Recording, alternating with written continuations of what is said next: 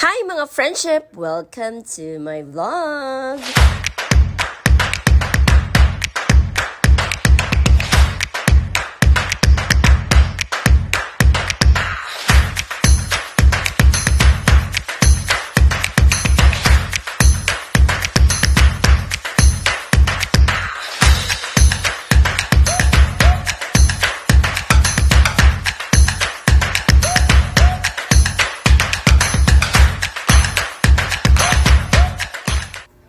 So for today's video, maglilinis po tayo ng ating mga air condition. So sa aking bahay po, meron po kaming 3 air condition. So simulan po natin dito sa ating living room. So ayan, nililinis ko na po siya. Actually, tinanggal ko na po yung cover niya.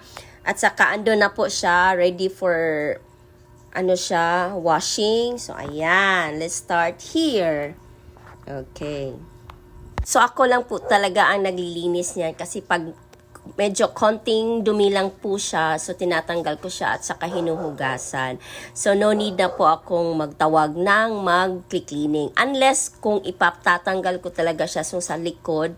So ayan, tatawag po talaga ako ng expert na mag-cleaning ng ating air condition.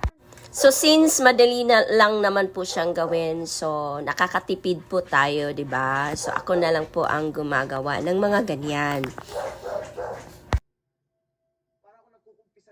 Yan, konting punas-punas lang yan ng mga ganyan. So wet tissue po ang aking ginagamit. Kasi mas maganda pong gamitin yung wet tissue kasi yung basang-basahan. So, dito naman po tayo sa aking kwarto. So, ayan, ang aking air condition sa aking kwarto. So, yan po ay aking tinatanggal. So, medyo ilang buwan na yan hindi na, nahugasan. So, ganyan. So, super dumi. So, ang kapal na ng kanyang alikabok. So, ayan, tingnan nyo yan. O, diba? So, need na talaga siyang linisin. So, okay. So, ayan, punas-punasan po natin yung mga alikabok sa loob. So, ayan. O, diba? So, ang dali lang talaga niyang linisin. Ayan.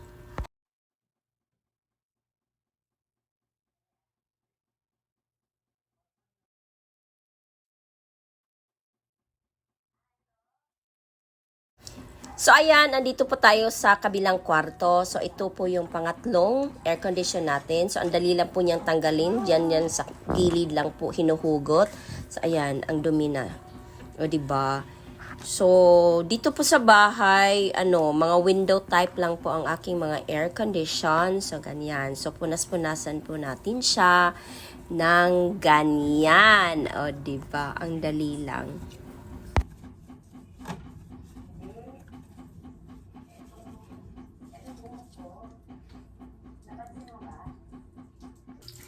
So, ayan, hugasan na po natin siya. So, ang aking ginagamit na sabon po ay dishwashing liquid soap.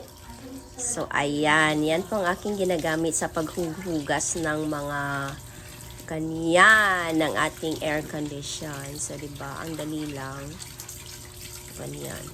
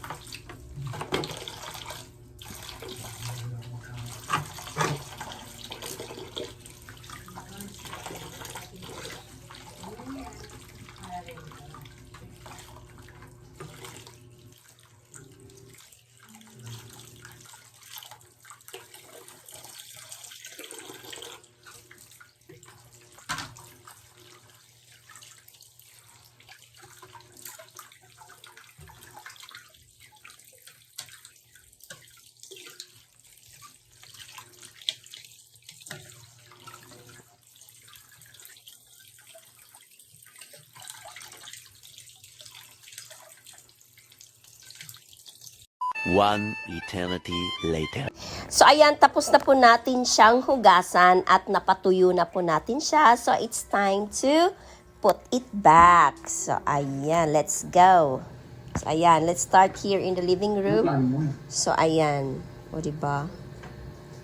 Sabi mo, sagot mo na ako, di ba? Ha? Sina? Joke lang yun. Uy, sabi mo. Uy! Aray! Sabi mo, di ba? Lang? Ano ba yung sagot ko pa? So, since sagot mo na ako ngayon, pwede ba ako mag-request?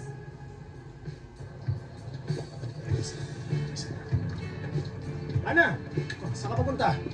Dyan lang. May bibilhin lang ako sa tindahan para sa baon natin mamaya.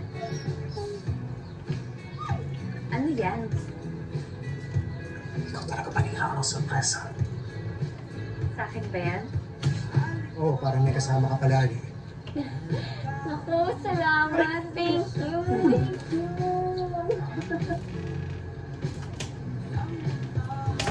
Madalas kami dito nung bata pa ako. Family outing? Natakas ako sa ampunan.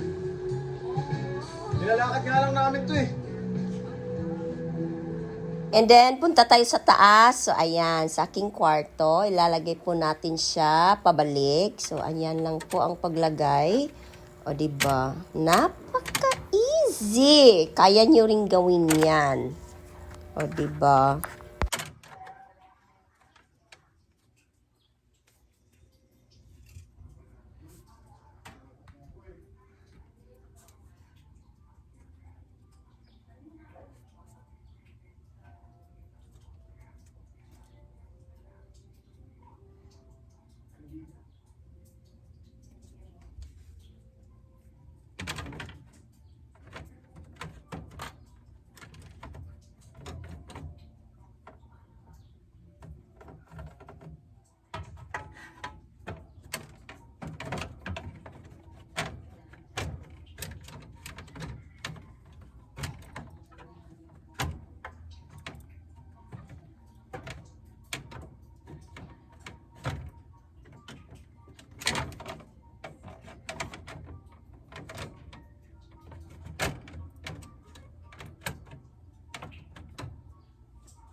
And it's done. Napakadali. And then, lastly, punta tayo sa kabilang kwarto. Ayan.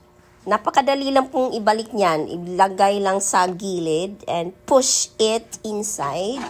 And it's finished. So, ayan. Thanks for watching, everyone. Bye!